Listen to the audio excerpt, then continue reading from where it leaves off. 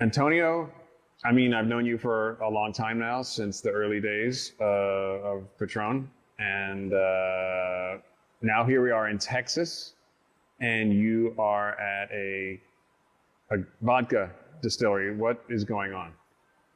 I love your face, Vodka Distillery. I mean, yeah, it's been quite a journey. Remember when I met you and Scarlett, that was an interesting day for me because I gotta be honest, I hate you a lot back then. But we cultivate this friendship based on transparency and our mutual love for agave and agave spirits. And that same love of agave spirits and then being a little crazy, that's what has me here. Because I got a phone call from old friends from the Patron old days, and they call me and say, hey, we have this crazy idea of what if we can make a vodka out of 100% blue Weber agave. I mean, I love them, they're my friends, so I struggled to not tell them you're crazy, so I just took my time, but I trust them. And in my career, the right people will take you to the right place. So I said, like, okay, let's figure it out and let's play with it. And that's why get us here. I mean, this crazy idea of a vodka made 100% of Weber Blue agave, all the way from the agave fields to 190 proof spirit. Thinking on the agave, I mean, first in market doing that, and so far it's been great. So it's just agave, water, and yeast, nothing else, no fillers, no diluting with anything else. That's it. Agave, water, and yeast, and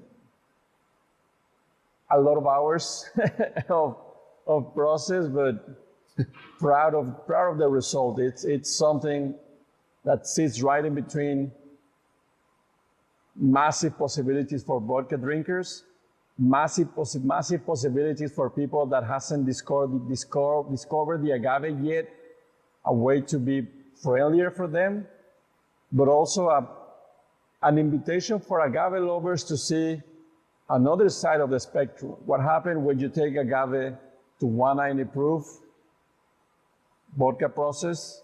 What's the result? Again, 100% agave, that's the key element, that there's nothing else, there's no mix, there's no other element. Agave, water, and yeast. Now I notice you have gluten-free on your label, right? So, you and the rock. So, isn't every distilled spirit gluten-free? Like, gluten does not make its way through the distillation.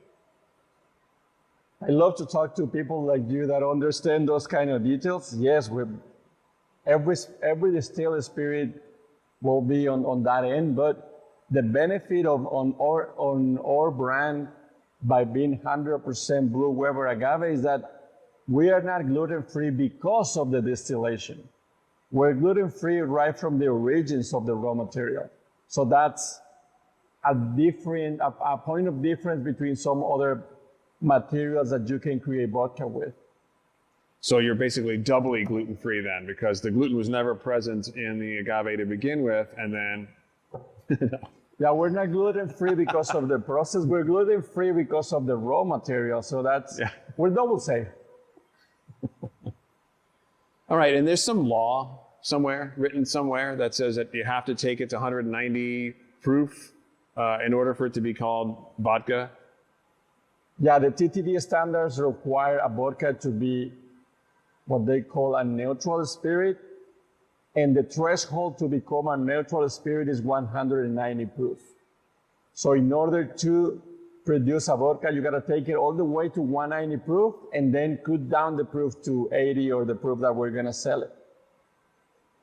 Sounds simple, but reaching 190 proof is, trust me, it's a challenge. And that's where you need a column still, several plates in order to push the alcohols all the way to 190 proof. the benefit that we have at Weber Ranch Distillery is that our system is based on a copper pot that is then connected to a copper column steel. So basically, all the element that is present in the distillation is copper. As you know, distilling with copper end up with a smoother, more rounded spirit. So that's kind of our point of differentiation. Not only the material, but also that we distill. We don't just buy alcohol and blend it. We distill our vodka based on 100% Blue Weber agave, very slow distillation, over 1 day per batch, because the same thing. When some people talk about column steel, mass production, super fast, big flows, no. In our case, it's column steel because you need that many plates to reach the 190, but we do it very slow to really make sure that the alcohols that we want to get on the product are there, and the ones that we don't want to emphasize are not there too. Now, you said something just now like that you distill your vodka.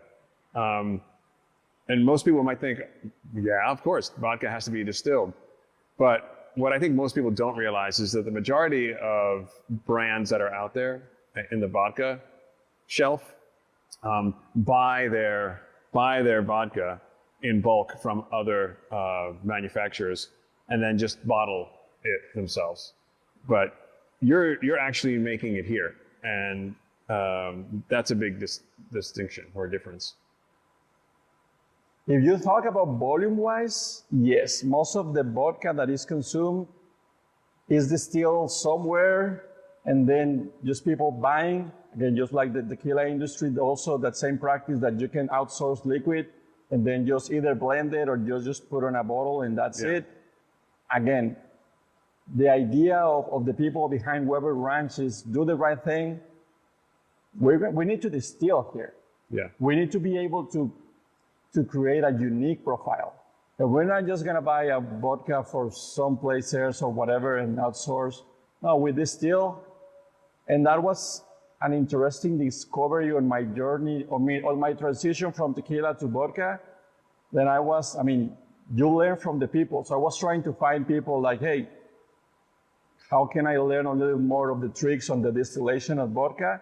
And that's where silently I realized that very, very, very few people distill vodka. So they were seeing me as a crazy guy that, oh, you're gonna produce vodka? Yes. And then like, are you gonna distill vodka? And I thought, I think that was kind of the same thing. You produce vodka, you distill vodka, but I realized that it's not like that. So yeah. I'm proud that we're really distilling our product here.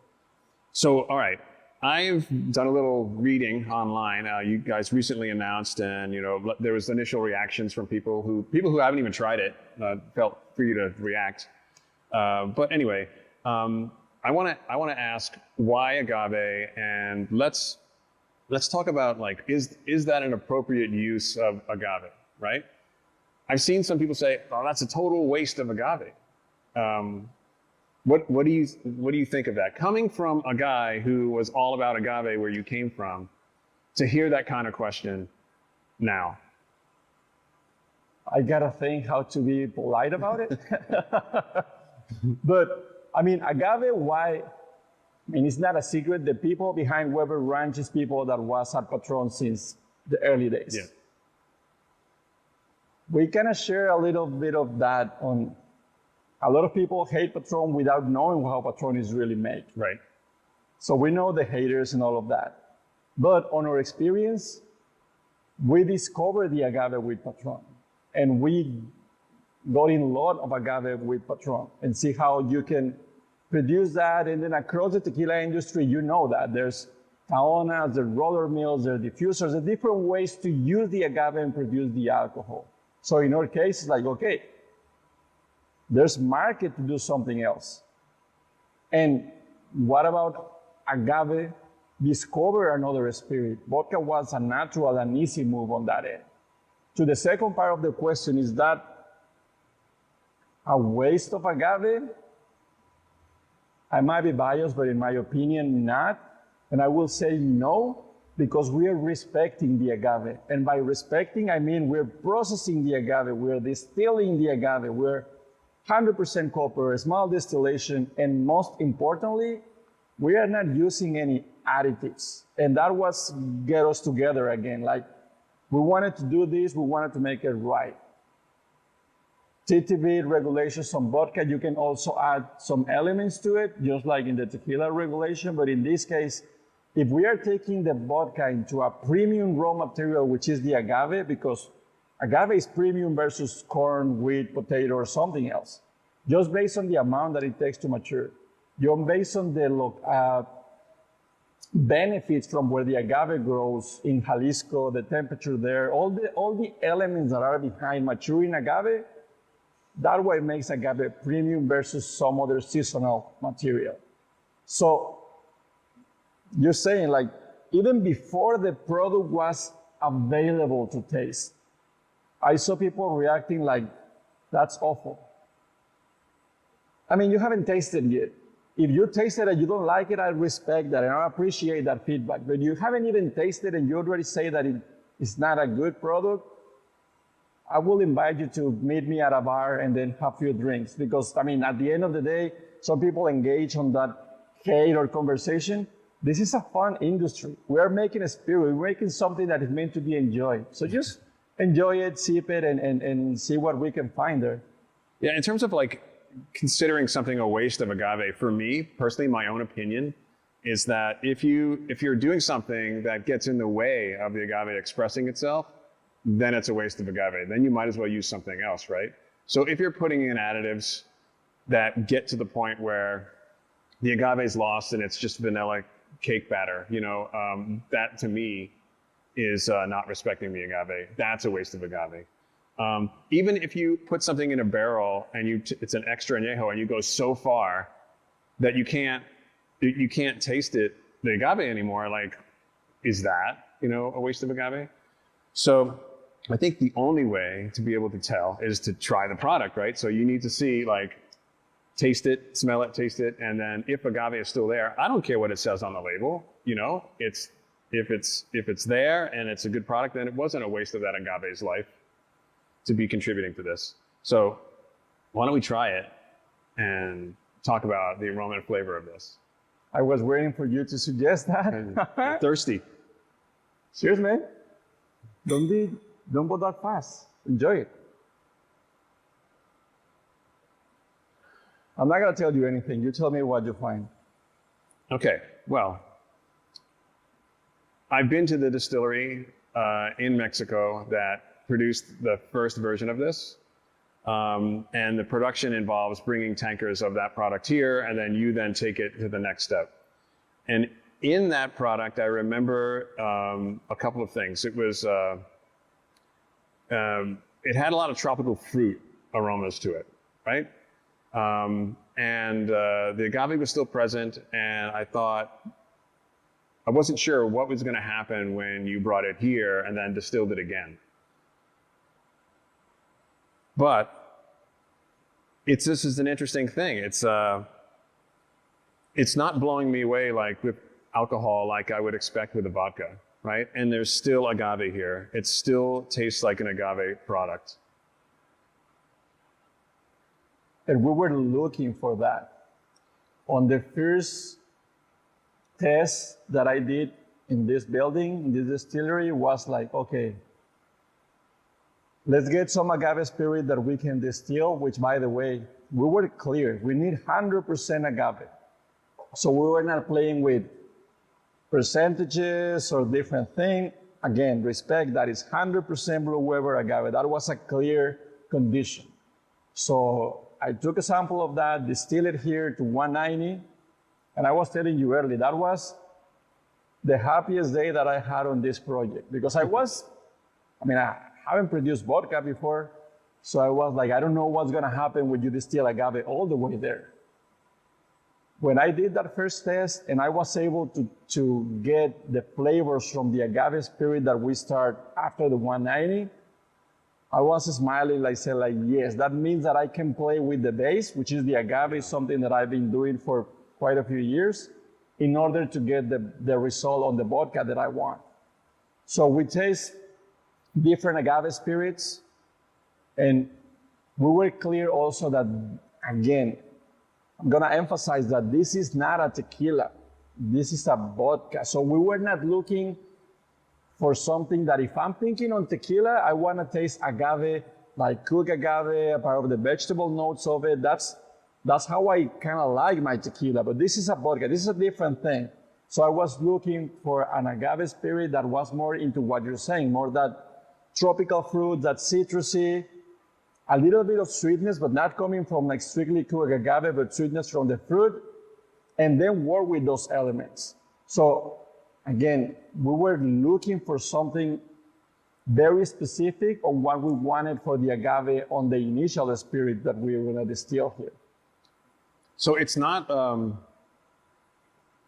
overly complex, right? Which is what you don't want with a vodka. You don't want it to be super expressive like you would expect in a tequila or an agave spirit. But the agave is still there. And in terms of vodka, and we've tried other vodkas, and we actually sat down and did a side-by-side with other vodkas. And the other vodkas were very plain and simple. Like, this has an agave plus to it. You know, the agave is there. It's the agave sweetness that I'm used to in a really well-made tequila is there, especially in the finish as it kind of like fades. For me, I would never drink a vodka, but this Till now, this is like a crossover product for me. Like, as a tequila drinker, this is something I would clearly drink. I'm impressed with the fact that you were able to take that product and make it even better with this distillation process that you have going.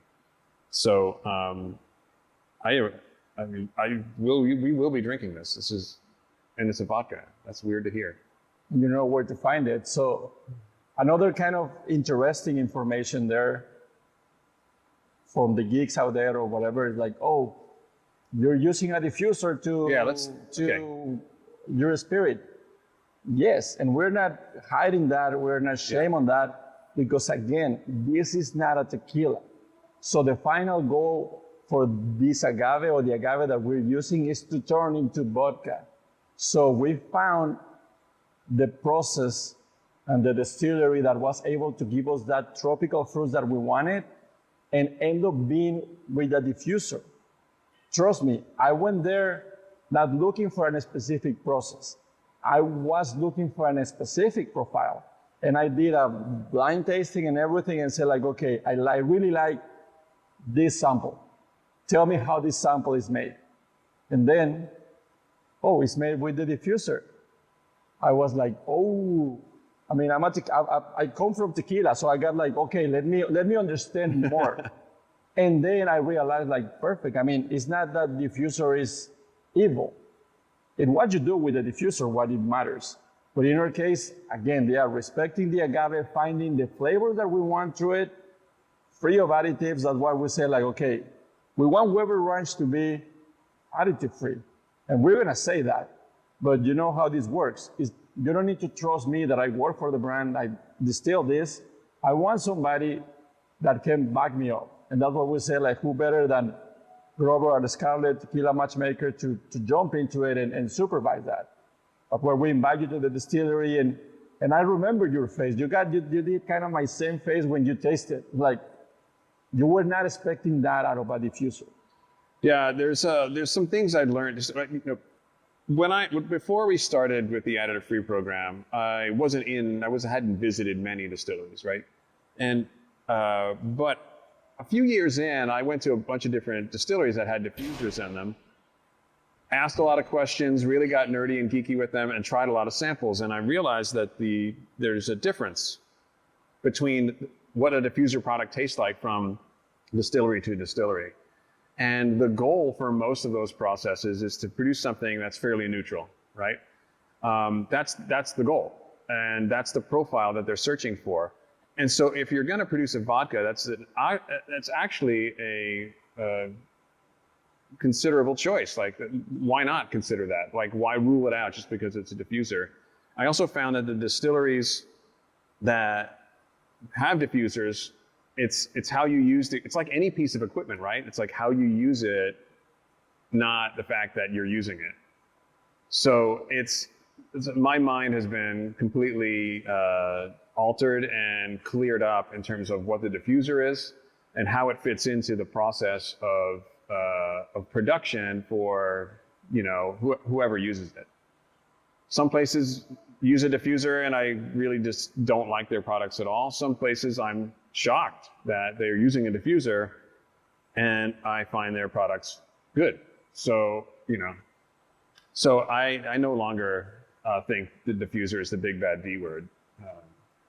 It's depending what you're looking for. Another key element is that, again, thinking on the agave, which is the protagonist of this, there's a lot of conversations. You know how the agave industry is right now. There's agave to give away, basically. Yeah. But that's not the reason why Weber Ranch is out now, because we were thinking on that part for a longer time, and we are not driven by, oh, now the market price of the agave is crashing, so it's the perfect time to do this. It's not that, because actually we partner with an agave grower, a long-time agave grower that has their own distillery, so they are vertically integrated. So the market price is not in our conversations. What is in our conversations is the production cost of agave. So how much money you need to put on the field to produce high quality and mature agave. Right. I'm not gonna be too much here, but we wanted to find a way to get the agave accessible to more people. Because and this is my opinion, and I might be crazy, but the way some people in the tequila industry wants to massify the agave consumption is through additives. So people, okay, I would like to drink tequila, but I cannot stand that agave flavor. Oh, don't worry, I will put some tricks on it so you will enjoy it because now it's vanilla and whatever. So that's a way to take agave to more people. This is a different way to do it. So you're not familiar to get a ton of agave right in front of your nose. Perfect, let me keep working with it, and I make a solo note of agave available for you, and you're gonna enjoy it, and even better. How you can enjoy Weber Ranch. I mean, the way we're doing right now, my glass is almost empty, so I really enjoy it, but I could fix that. cocktail-wise, you can play with traditional vodka cocktails, because this is a vodka, but something that you usually do with an agave spirit, that play well too. So it's kind of a nice bridge to, again, take agave to more people, to make it easier to discover agave with these kind of benefits. We did some research with our own family, and we have members of our family who only drink vodka, and they think our love of tequila and agave spirits is like, you know, that's nice. We only drink vodka, and we gave them, and they loved it. Like, I'm no joke. They were like, well, this is like a smoother, sweeter vodka. I'm like, well, it is a vodka, and you're finding out, like, what we've already known for all these years, what agave can bring to this, like how special agave is when it comes to creating spirits, you know. And so for me, this idea of a Weber Blue Agave vodka is brilliant, and I'm surprised somebody hasn't thought of it sooner. When you're not married to your preconceptions or whatever stories you have, and you just say like, oh, it's a new bottle, let me taste it. I really enjoy see their faces to say like, oh, because it's a crazy idea, but it's agave, tequila, vodka, let me taste it. And they sit right in between. No, yeah. I enjoy it. I didn't, when I first heard of the concept of what you were doing, I was just like, I mean, it took a little bit of processing to figure out, like, was that a good thing, or is this a wait, how is it being, like, mate, I was just very stuck in a loop that I'd been stuck in, you know, that I consider for all these things with tequila. And it was just after a little while and thinking about it, and then finally tasting it, I thought, oh, this is not an issue or a problem at all. It's like, let's see how it tastes, and then base the decisions on that, right? So, and I really enjoy the exercise that we did today on showing you all the way for like, okay, this is how our agave spirit tastes. This is how our agave spirit tastes after hit the 190 proof, which is technically the vodka side. Right. This is how the vodka tastes now after we cut down the proof. This is how it tastes after the charcoal filtration. So basically, you were able to see firsthand how it's like the fine tuning on it, on the different elements of what we can taste on the final glass. well, I mean, I think it's a great job you did. I'm happy that you invited us here to participate in this. I'm actually very excited to add the first vodka to our additive-free list, and I appreciate your transparency and openness and answering every one of the questions we had here, and good luck.